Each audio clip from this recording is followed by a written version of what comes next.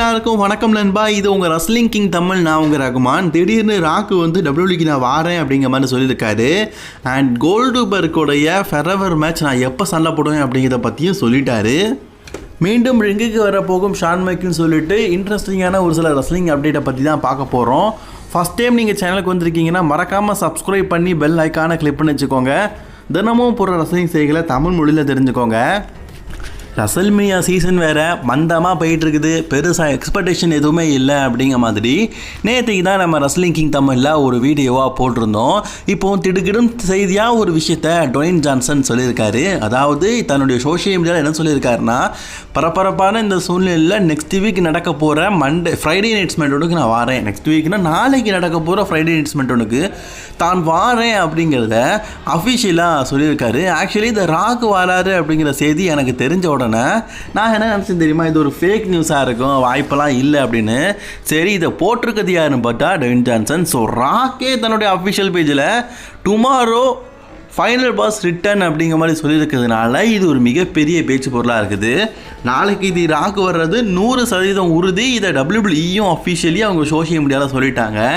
இப்போ என்னப்பா திடீர்னு ராக்கெல்லாம் கூட்டிகிட்டு வராங்க, ஏதாவது சம்பவம் கிம்பவம் எதாவது இருக்குதான்னு கேட்டிங்கன்னா அதை நம்ம ஸ்மாக்டவுன் பார்த்தா தான் தெரியும். நாளைக்கு ஸ்மாக்டவுனில் ராக்கு வராரு. ஃபைனல் பாஸ் என்ன முடிவு எடுக்க போகிறாரு அப்படிங்கிறத வெயிட் பண்ணி பார்க்கலாம். ஷான் மைக்கேல் தன்னுடைய கெரியரில் பார்த்தீங்கன்னா சண்டை போட்டு முடிஞ்சிட்டாரு. கடைசியாக அண்டர்டேக்கர் கூட ஒரு சண்டைன்னு சொல்லிட்டு கடைசியாக பார்த்தீங்கன்னா மீண்டும் ஒரு அண்டர்டேக்கர் கூட மேட்ச் விளையாடி இருக்காரு. அப்படி அண்டர்டேக்கர் கூடிய சைக்கிள் அவருடைய லைஃப்பை முடிச்சிட்டாரா அப்படின்னு கேட்டால் இப்போ ஷான் மைக்கேல் என்ன சொல்லியிருக்காருன்னா, தன்னோட கெரியரில் இன்னும் கொஞ்சம் மேட்ச் விளையாடணும் ஆசையாக இருக்குது அப்படிங்கிற மாதிரி சொல்லியிருக்காரு. ஸோ ஷான் மைக்கேல் பார்த்தீங்கன்னா இன்னும் 2 மேட்சஸ் விளையாட வாய்ப்பு இருக்குது அப்படிங்கிற செய்தியும் கிடச்சிருக்குது. ஸோ ஷான் மைக்கேலுடைய கடைசி சண்டை எப்போ இருக்குன்னு கேட்டிங்கன்னா என்னை பொறுத்த வரைக்கும் இப்போலாம் வைக்க மாட்டானுங்க. ஏன்னா ரசல்மேனியாவை பொறுத்த வரைக்கும் டிக்கெட் சேல் ஆயிரும் அப்படிங்கிறது நல்லாவே தெரியும். மேபி இடைப்பட்ட நேரத்தில் சம்மர் ஸ்லாமு அதுக்கும் இடைப்பட்ட நேரத்தில் இந்த மேட்ச் நடக்க வாய்ப்புகள் அதிகமாக இருக்குது.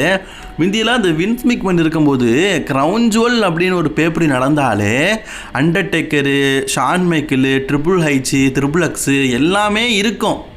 ஆனால் இப்போது ட்ரிபிள் ஹெச் வந்ததுக்கப்புறமா நார்மல் பேப்பரில் சண்டை போடுற அதே ரெஸ்லர்ஸ் தான் சண்டை போடுறாங்க. லெஜண்ட் இல்லை, குஜண்ட் இல்லை, புஜண்ட் இல்லை, எதுவுமே இல்லை. அது ஏன் அப்படிங்கிறது தான் தெரில. ட்ரிபிள் ஹெச் இதை லைக் பண்ண மாட்டேக்காரு, எதை லைக் பண்ணணுமோ அதை லைக் பண்ண மாட்டேக்காரு. அது ஏன் எதனால் அப்படிங்கிறதான் தெரில.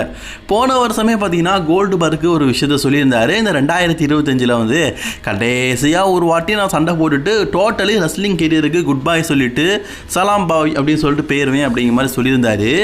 இப்போது அவர் ஜனவரி மாதம் 26 வாரேன்னு சொன்னது, ஆனால் வரல. இப்போ ரசல்மேனியா சீசனும் வந்துருச்சு. ஜனவரி முடிஞ்சு பிப்ரவரி 27 வரப்போகுது. கோல்டுபர்க் எப்போ தான் டபிள்யூபிள்யூக்கு வருவார் அப்படின்னு சொல்லிட்டு கேட்க ஆரம்பித்தாங்க. இதை டேரக்ட்லி கோல்டுபர்க்கிட்டையும் கேட்பாங்கல்ல, கோல்டுபர்க் இப்போ 2025 ஆரம்பிச்சிருச்சு, நீங்கள் வாரேன்னு சொன்னீங்க, ஃபைனல் சண்டை போடுறேன்னு சொன்னீங்க, ரசல்மேனியா வந்துருச்சு, எப்போ சண்டை போட போகிறீங்க அப்படின்னு கேட்கும்போது நான் 2025 சண்டை போடுவேன், என்னுடைய ஃபைனல் மேட்ச் இருக்குன்னு சொன்னது உண்மைதான்.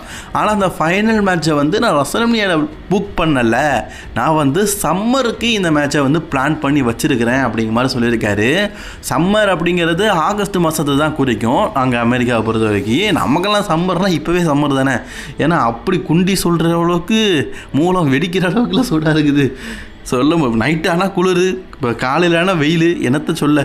ஸோ அங்கே வந்து ஆகஸ்ட் மாதம் தான் சம்மர். ஸோ அந்த சம்மர் டைமில் வந்து நான் ரிட்டர்ன் ஆக போகிறேன் ரெஸ்லிங் இண்டஸ்ட்ரிக்கு, ஃபைனலாக ஒரு மேட்ச் விளையாட போகிறேன் அப்படிங்கிற மாதிரி சொல்லியிருக்காரு. ஸோ கோல்டுபர்க்கை எதிர்பார்க்கும் ரசிகர்கள் சம்மரில் அவரை எதிர்பாருங்க.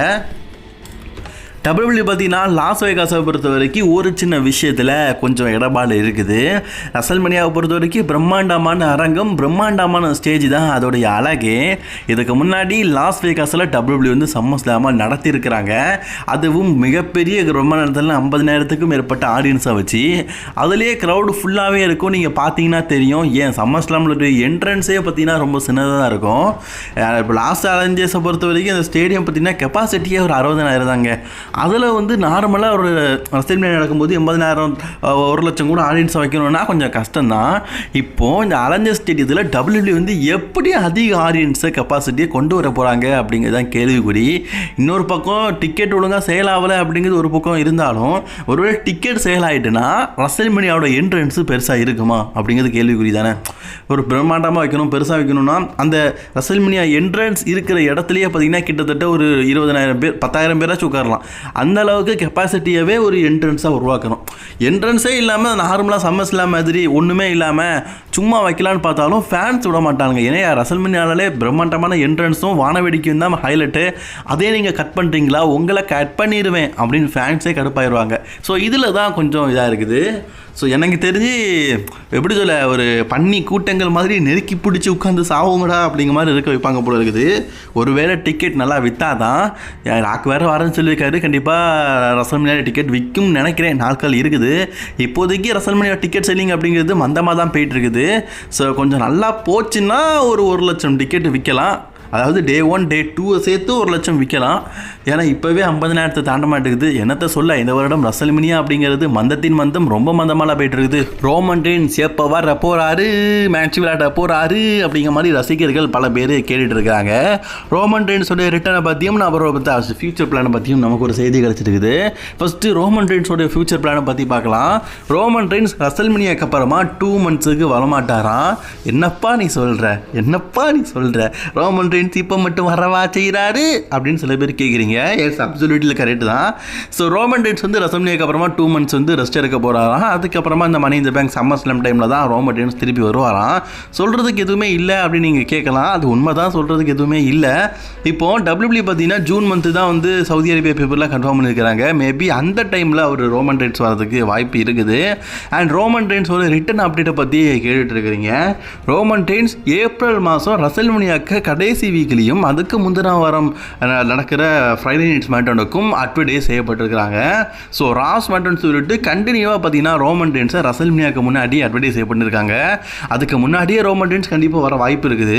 ஏன்னா ரசல்மனியாவில் ஸ்டோரியை டெவலப் பண்ணி ஆகணும். ரோமன் ரெயின்ஸே வராமல் ஸ்டோரியை டெவலப் பண்ண முடியாது. அதனால் கண்டிப்பாக வரதுக்கு சான்ஸ் அதிகமாக இருக்குது.